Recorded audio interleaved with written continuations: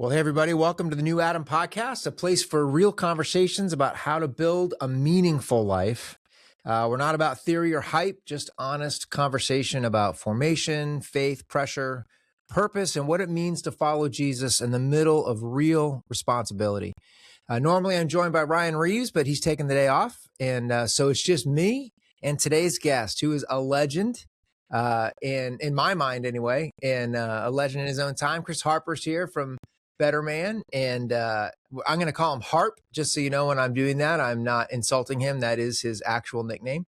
And I'm really excited to have Chris Harper on the podcast with us today. Hey, Chris, how you doing, man? Man, I'm great, Brett. So good to see you, man. Hear your voice and be on the show with you. I'm pumped. Well, it's good. Do you remember the first time we met? I do. Do you remember what you were wearing? Man, there was a good chance I was in a hoodie and some sweatpants. You were in this hat, this cowboy-ish hat. And Stetson, the open road. Is that what that is? So Stetson made it for Lyndon B. Johnson. Oh, okay. It's called the LBJ Open Road, and it became so popular that they just kept producing it after he died. So I remember, and all I could remember of you, I've never told you this before, but all I could remember of you is the hat. And so, that's right. And then the next morning I saw you without the hat on, and I didn't know who you were. And, that's it. I was like, oh, that's Chris. That's the guy in the hat last night. That's right. That was great. It's like Curious George, the man in the yellow hat. He doesn't have a name. He's just the man in the yellow hat. Oh, that's good. Well, we're recording here on the Monday, the day after the Super Bowl. And did you watch the game? I did. Just an absolute defensive, just masterclass. It really was incredible. Wasn't it? Did you have a dog in the race or? Nah. I'm neither a Seattle or. I am a lifelong Patriots fan. So. Oh, wow. Yeah. So it was a little rough. And honestly, up until the end of the third quarter, I thought, 12-0. That's not a big deal. We could come back from that, but we couldn't pull it off. And Seahawks played a great game. So I'm surprised your quarterback's still alive. He did get hit a ton. Yeah. Apparently he had a pain shot before the game in his shoulder. So, which would explain a couple of those he's getting throws. one right now. Yeah. He's getting a couple more right now. He's buying stock in Bristol Myers Squibb, I'm sure, for all the bear aspirin he's eating. That's good. Well, tell me, Chris, what's life looking like for you right now? Like, what are you up to? You told me you just came back from a trip, and yeah, man. On the family front, I've got a daughter that's going to start driving soon, so nice. I'm trying to process that, and I'm feeling older every day. And I got 3 boys that I'm trying to not, make sure I don't want to put out the fire, but I also don't want them to burn down the village either. Yeah. So I'm managing that, but family life is good, man. I love being a husband, being a dad. Industry's great. BetterMan just kicked off our 10-city tour. So we're bouncing around from 10 cities this year, and we had our first leg last week in the Louisville, Kentucky area. That's fantastic. So it was a lot of fun. It was good. Who comes to those, Harp? It's largely pastors and leaders of men. Okay. Yeah, so chaplains, lay leaders, men's ministry leaders, small group leaders, business leaders, anybody that has some sway or influence over men. Nice. Yeah. Nice. Mm-hmm. So I want to go back to what you said, because I think the metaphor is fantastic. You talk about your sons. I'm trying not to put out the fires, and I'm also trying not to let them burn the village down. Yeah. Classic. Yeah, man. Yeah, it's good. My youngest got kicked out of his Christian preschool, which I'm not even sure how that's a thing. My wife calls me. Let me ask you this. Seriously, is there a little part of you that's kind of proud of that? Oh, I took him to get ice cream. 100%. We went and got, she called me and she was upset. They said Oliver can't come back to school. And so I calmed her down. I'm like, hey, listen, just because he got kicked out of, the number 3 giraffes, doesn't mean his life's over. Like he's going to make it. We're going to be fine. But I told the school, Real talk. I told the school, I said, they told me, they told us that he couldn't regulate himself. He's 4 years old. Yeah. And I said, lady, I'm 43 and can't regulate Right. myself. So let's just start there. Yeah.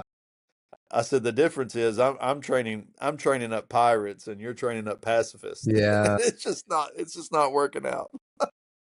Dude, I'm training up pirates and you're training up pacifists. That is classic. One of the things I love about you, Harp, is you have this way with words.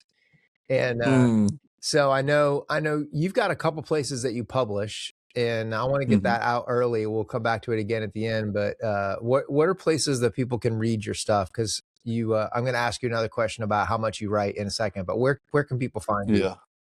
Yeah. So I've got two kind of steady streams. One is the Better Mornings. It's the BetterMan Daily Devo. So we write a new Devo Monday through Friday every week. And that's man, it's one of my favorite resources that I get to produce. The other one is I have a blog on the Substack platform. Yeah. So Substack is kind of a home for writers, and I've been doing that for a few years now, called Good Trouble. And I picked that up from Representative John Lewis. Yeah. He marched with Martin Luther King Jr. He said, if you're going to be trouble, be good trouble. That's good.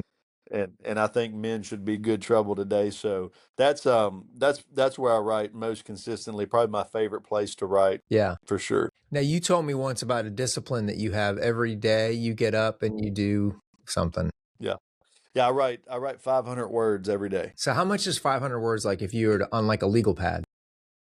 Yeah, it's or a typed page. Yeah, it's 2 pages. Okay. Yeah, and it's the equivalent of, so if a trade book is 50 to 60,000 words, Yeah, it would be the equivalent of 3 books every year. Okay.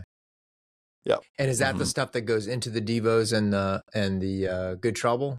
Okay. Yeah, it goes into the Devos, the blogs, sermons, and some of the stuff, like, I'll be in a moment, something will happen, and I'll capture it in 500 words, but I may go back to it in 2 months. Yeah. So I get asked all the time. I get accused of using AI, and because I do produce a lot of content. Yeah. and then I get asked all the time, how do you do that? Most of the things that, like, if you read something tomorrow, it's probably something I wrote 3 months ago. Yeah. Or it's something I captured 3 months ago, or it was a sermon series I did 3 months ago, and it's just now making its way into the writing rotation. That's good. So you mentioned AI. Well, like, what's your take on AI? Like, are you from the like, how does it help you in your work at all? Are we going to be taken over by Skynet soon? Like, anywhere in that continuum? You remember that old Stephen King movie, Maximum Overdrive? Oh, yeah. Where the machines take over, and the diner lady is standing at the door screaming, "We created you!" That's where I feel like people are, man, like yelling at the machines. Yeah. No, I'm a fan of AI. Yeah. It's helped me immensely. I write like I talk, which isn't very great. Yeah. So like grammar. Do you like write in a Southern accent or in a Texas twang? That's or right. Yeah. Exactly. They're like, that's not a word. So it helps me with grammar and punctuation, but I also, I mean, it's basically a massive search engine. Right. So it's correlating ideas, and I mean, I don't, I would never, I mean, I would hope I would never just take something that's just not mine and say it's mine. Right. But I have no idea of plugging in ideas and plugging in thoughts and saying, "Hey, man, let's build this out." Yeah. I think it's great for that. Yeah, I've used it a lot like that too. Like, I'll say, "Hey, I'm thinking about this, and what are some areas that I need to think about?" And then it'll give me stuff, and I'm like, I don't know. Do you talk to it like it's a real person? Because I'm like, well, that's stupid. Why did you write that? And then it's programmed to like go, "You're right. Thank you for pointing that out to me." And I'm like, "Oh, That's right. That's right. I'm done for. When the machines come alive, I'm done for." It's it. I used to tell it thank you, and then I was like, I don't know if that's healthy. Do you know what I heard? I heard that people saying please, like they don't want you to say please and thank you to it, because literally every word takes some modicum of energy for it to process. So that's incredible. Somebody was telling me that. It's yeah, keep it. You just got to be super rude to it. Yeah, you got to be, and very succinct. Give it to me now. Give it to me in as few words as possible. That's right. That's good. So back to what so this is great. This discipline that you have of writing 500 words every morning. I've heard people say, someday I'm going to write. Someday I'm going to write. I'd love to be a writer. And Pat Morley used to say, writers write. Yeah. That's what it takes to be a writer. You have to write. It doesn't matter. And you have to read. Yeah. Say more about that. Yeah. That's the other thing. Solomon was right. There really isn't anything new under the sun. Yeah. I used to I had a seminary professor that would tell me, if you think you've discovered something new that brilliant men 2,000 years before you didn't discover, it's probably heresy. You shouldn't say it. Like, don't write it down. Don't tell anybody. Yeah. If that's the first time anybody's ever heard it, there's a problem. We have there's a 3,000 years of recorded history. You are not. Yeah. But God told you and nobody else. Yeah, that's right. Yeah. So there is, man, most of my ideas, themes, promptings. Yeah. It comes from great storytellers. And I love to read a good storyteller, man. Who do you like, man? Oh, I love Morgan Housel. Ah, okay. He's incredible. I just read Rick Bragg, It's All Over But the Shouting. Oh.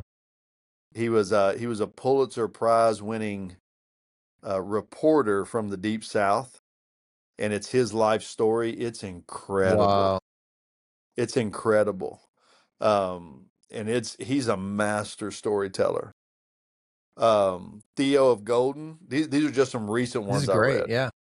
Yeah. Theo of Golden, I think it got Book of the Year a couple of years ago, and it's fiction, but it's incredible storytelling. But theologically, like I read a lot of J.C. Ryle was, I call him the simple man's theologian. So I love guys that can take complex ideas and make them simple. But yeah, I love reading good storytellers. That's good. I just want to note that we are on a Christian podcast. We have talked about 8 or 9 authors, and somehow C.S. Lewis hasn't come up yet. That might be a record for. Doesn't everybody like say C.S. Lewis because they want to sound like, I'm very profound? It's like C.S. Lewis or Tim Keller. So my favorite is when they start quoting C.S. Lewis. I just ask them to name 3 books he wrote. Right. Right. Now, for the record, I love C.S. Lewis and I love Tim Keller, but it is nice to like hear these other names that are different. So that's great. Well, let me ask you this. So you already spilled the beans. You're 43 years old. What was your upbringing like? Were you in a faith-filled home, or what was that like? Yeah, no, I was. So yes and no. My mom was the spiritual leader of our home, but I was kind of as far as like childhood. My father. I was a functional orphan. So like he was there, but physically, emotionally, spiritually detached. I had a brother who died of a drug overdose, a younger brother. So I grew up kind of backwoods Kentucky, like that you would see on the show Justified. Like that's a real thing. Do you have the overalls that only attach on one side? And 100%. You don't wear anything under them. It's real bad. Good command. It's a bad look. It's a bad look. But yeah, grew up and didn't have a whole lot. And I know early on I was real ashamed of that. Had a huge chip on my shoulder, like I had something to prove, but now looking back, man, there's a lot of it I miss. The simplicity, the loyalty, man. The people in the holler are loyal. And you don't see a lot of that today. The work ethic, I mean, we never had a whole lot, but I don't remember a day, I never saw my dad in the morning because he was always working before the sun come up. And there's a lot of stuff that I missed growing up because I was just, I was foolish and arrogant and Yeah. Youth is wasted on the young, right? No doubt. No doubt.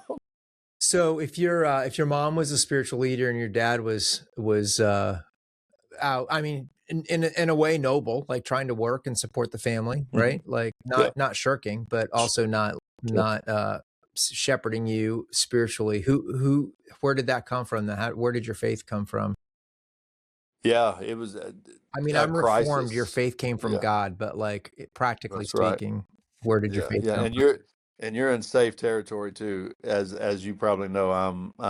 I'm as Reformed, and uh, for me it was a crisis of faith. You grow up in backwoods Kentucky. Everybody's a Christian. There's churches on every corner. Yeah. They may speak differently and dance Where'd you go to differently and church? do things of that nature. I went to church at a couple of different places, but once I got saved, I didn't really go to church growing up. Okay. But once I got saved, I went to Southeast Christian Church, Okay.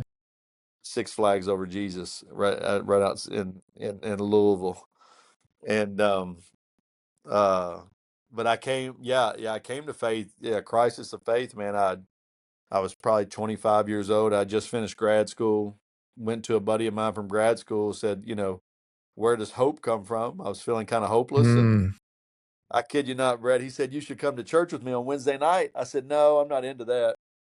And he said, there's free Chick-fil-A and college girls. I said, I'm in. Amen.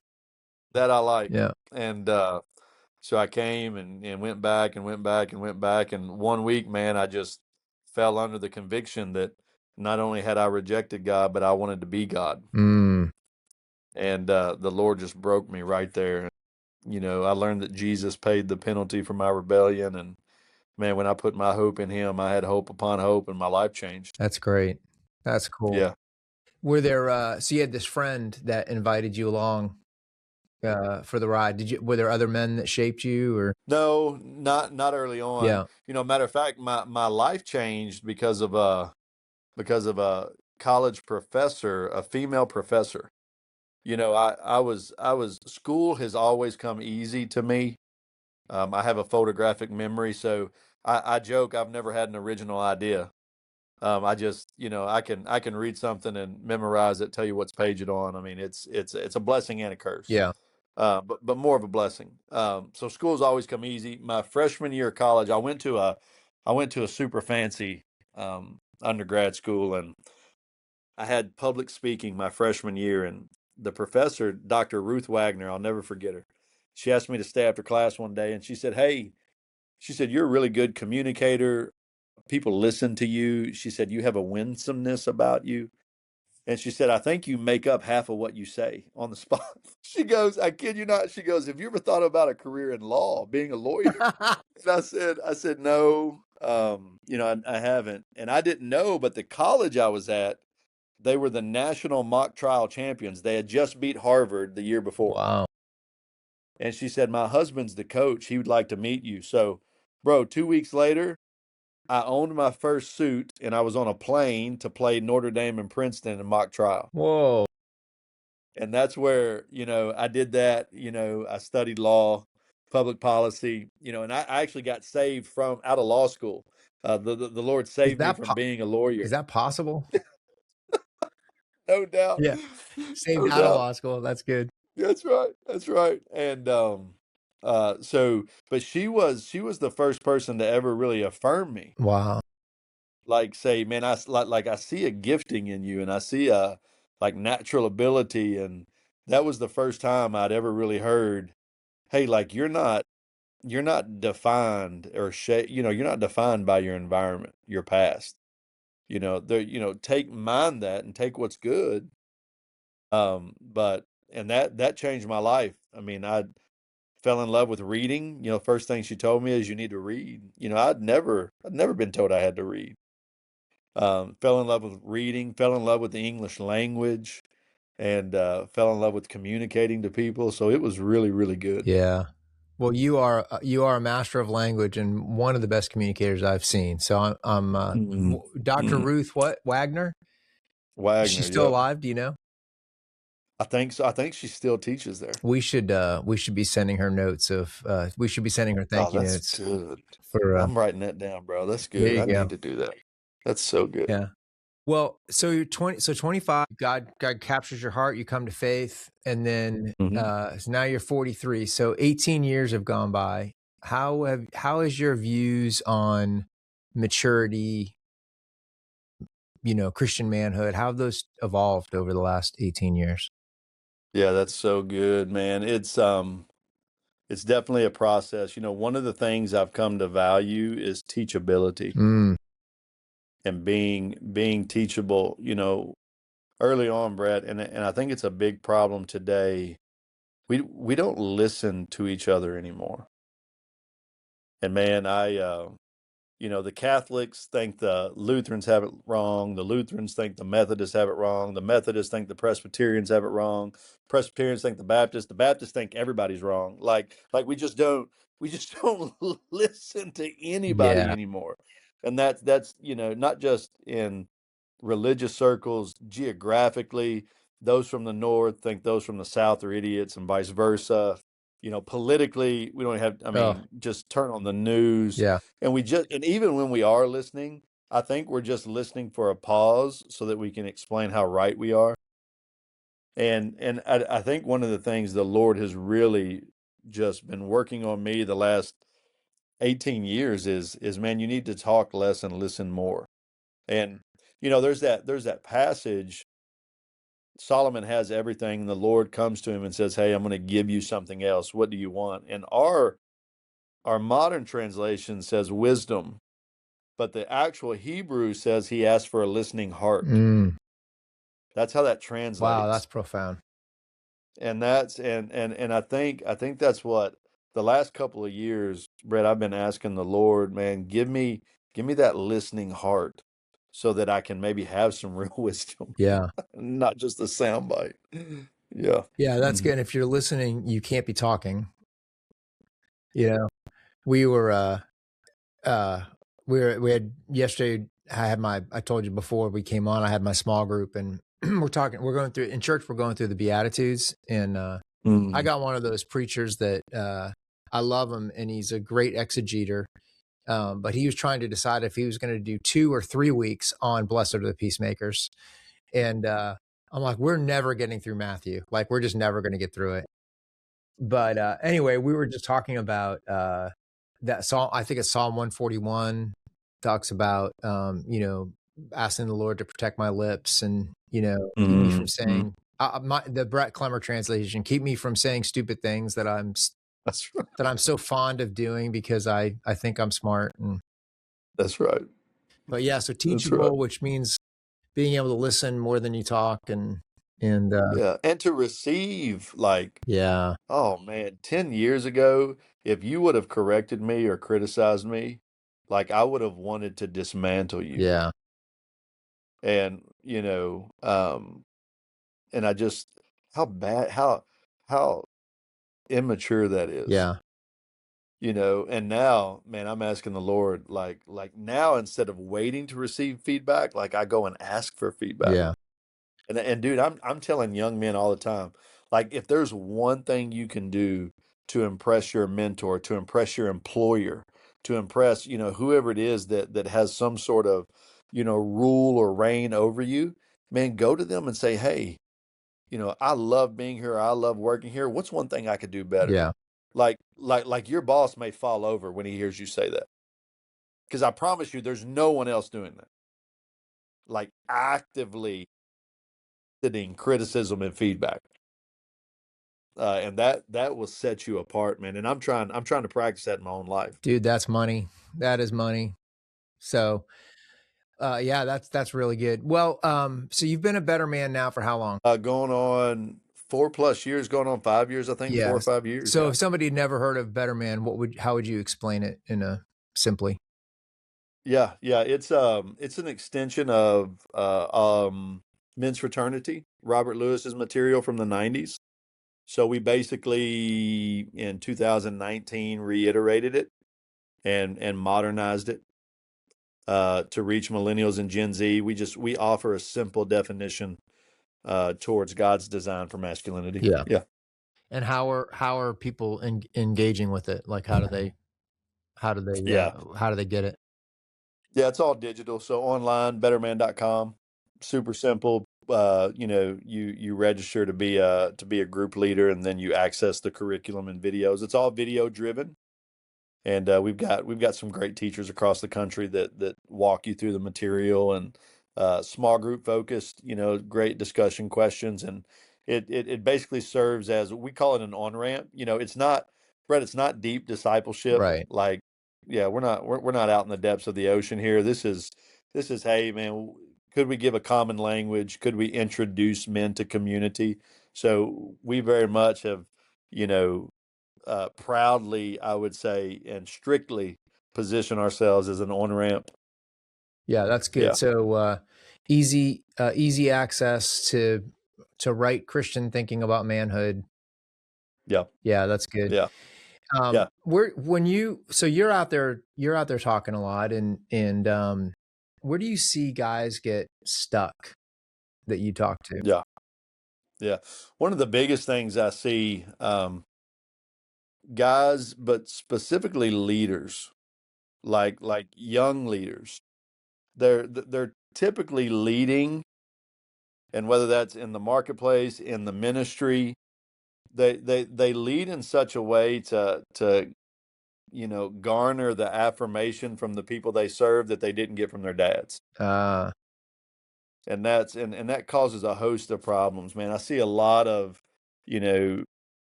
convictionless men. I see a lot of people pleasing. Yeah. I see, and not like kindness, but kindness in the wrong way, like kindness that borderlines on partiality and flattery. Yeah.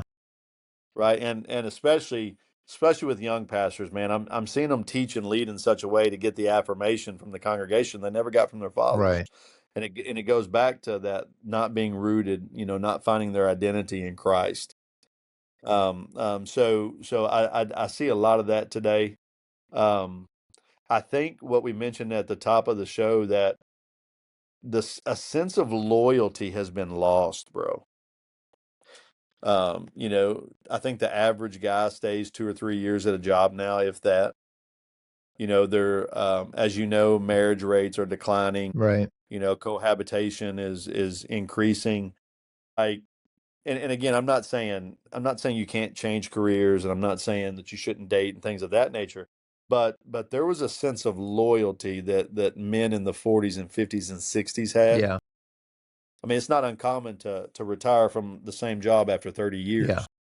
And to be proud of that. Yeah. Oh, yeah. To wear the gold watch, and I was gonna say, I feel like loyalty now is almost like denigrated. Like, you're why would you make a commitment to something that you don't, that might not be good for you, in a little while? Like, you have to be able to jump ship whenever you want to, and that just makes life so unstable. And dude, so I'm having this conversation about this the other day, and it was around marriage, about how, because I'm a big proponent of get married early, and I was getting destroyed in this room, bro, like destroyed. And the guy, there were some guys making arguments about, no, you should wait because, like, 20-year-old Chris Harper and 30-year-old Chris Harper's different. Right. And 40-year-old Chris Harper's different. And I said, no. And this is where I disagreed. I said, no.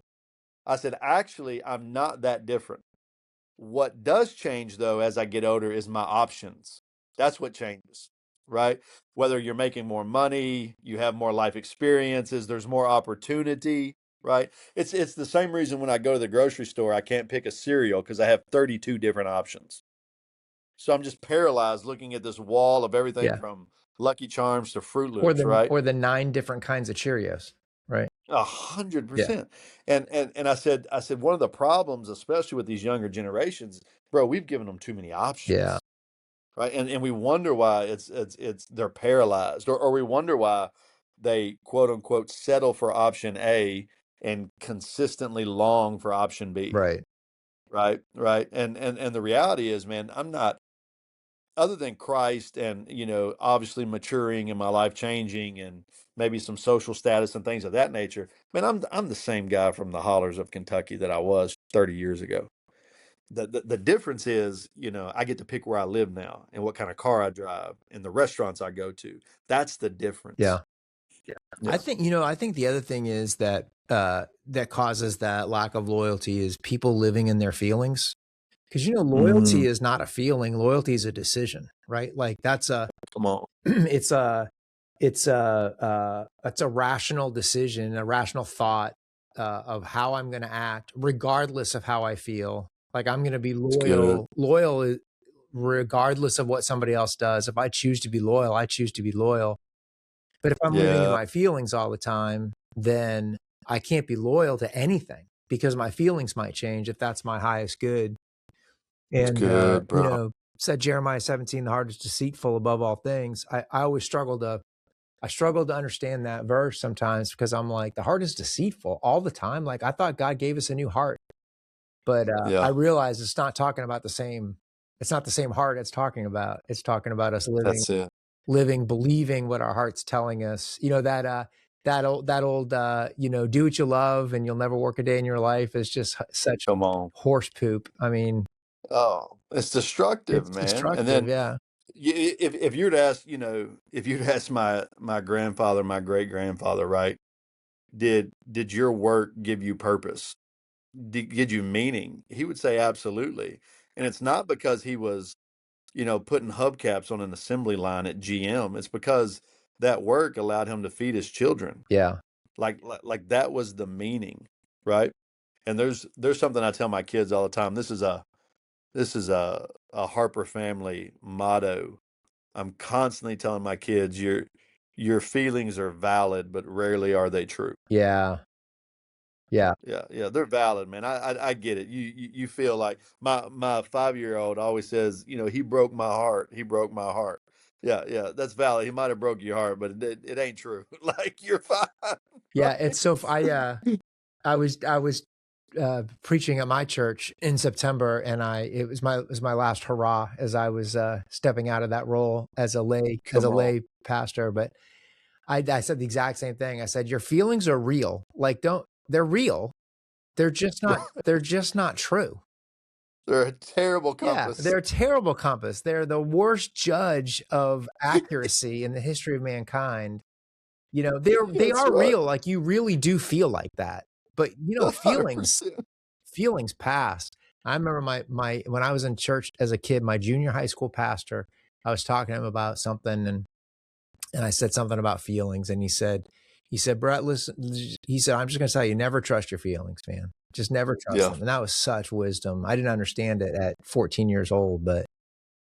Dude, they asked, this was like, didn't get high pub. I don't even know where I found it, but it was a one-off interview with R.C. Sproul. Oh, yeah. And somebody asked him the question, R.C., how did you make it in ministry for 40 years? This was brilliant, bro. He said early on, I just decided that I was going to stop judging other people's motives. Oh, wow. I thought, oh, gosh, that is so good, that is solid. Bro. Oh. That is solid. Because that's a big part. You're always feeling like someone's out to get you. You're always feeling like, they disrespect. And he just said, man, early on, I said, I'm just gonna assume the best about their motives. Wow. That's solid. Well, let me ask you this. We're running low on time here, but if there's a young guy that's listening and, what do you think it takes for a guy to be a good mentor? And I mean this especially from the aspect of a young guy, who's, maybe he's new in his career, he's new in his marriage, he's a new dad, he's got money for the first time. I would say that guy not having a mentor is he's much more likely to screw it up than if he has, an older guy or a couple older guys to talk to about that. But what would you tell that guy? Like what kind of guy should he look for to be a mentor, to be that trusted advisor? Yeah, it's so good. I would tell him to look for somebody that, isn't necessarily flashy, is just faithful. We're enamored with intensity. And I think the currency of heaven is consistency. Oh man.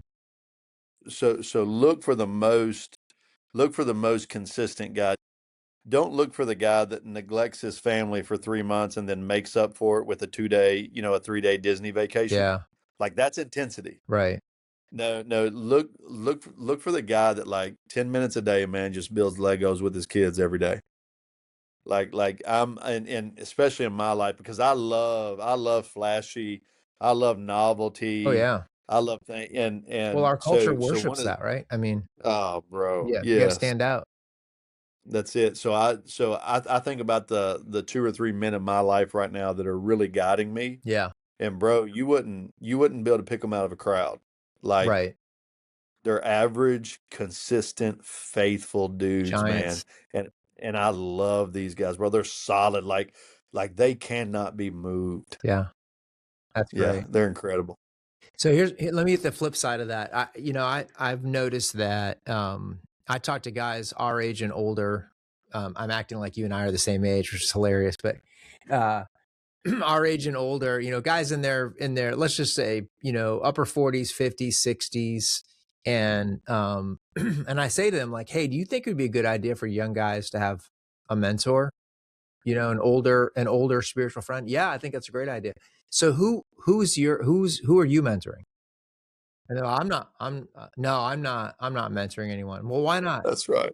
Why not? Well, I get 3 answers. I get, I don't know. I'm unqualified. I don't know enough Bible verses. I'm disqualified. Yeah. Like I've been married twice before, and my kids hate me. Or this is the thing that bugs me the most is their answer is I don't have time, but what it really is, they're apathetic. Sure. So what would you say to an older guy who's like thinking, I feel like I know I'm supposed to be doing this, but I'm scared to, or I'm ill-equipped. Like what would your piece of advice to one of those older guys be? Yeah. My encouragement would be your experience is what qualifies you. Yeah. Knowledge without experience always breeds arrogance. I remember talking to some young seminarians about how I handled a couple that had lost a child. And this young man in the room, basically corrected me because thought I was being theologically soft, right? And so I asked him, I said, have you ever been sitting in a hospital with a mom that just lost her 2-month-old? And he said, no. I said, well, when you have, you can come back and answer this question. Amen. So knowledge without experience is arrogance. And I would say that this younger generation, they have access to all the knowledge in the world. What they don't have access to is all the experience. Absolutely. And that's what you bring. Your losses are more important than your wins. I remember that picture of LeBron James. Yeah. Winning the scoring championship. He hit the shot that put him past, Kareem, right? Yeah. What most people don't know is that 5 games later, he beat Kobe Bryant. He set the record for the most misses in that game. Oh. So he has the most all-time makes, and he has the most all-time misses. And it's really his misses that make him qualified to teach you how to shoot. Yeah. And so I would tell all the guys that feel disqualified, maybe they don't have enough information, and maybe you don't, maybe you're not, maybe you don't read your Bible enough, but what you do have is experience, and that's what I would be open to sharing. Yeah, that's good. That's good. All right, man. Well, hey, I love you. You are you're the real deal, man. Come on. And come on. You too, bud. I'm so grateful for you coming on, and we'll be praying for you, and we'll be praying for BetterMan, that you are helping men across the country, I don't know, around the world probably, become better men, become men who are living out the truth of the gospel every day. Amen, brother. Amen. Grateful for your example and your leadership, dude.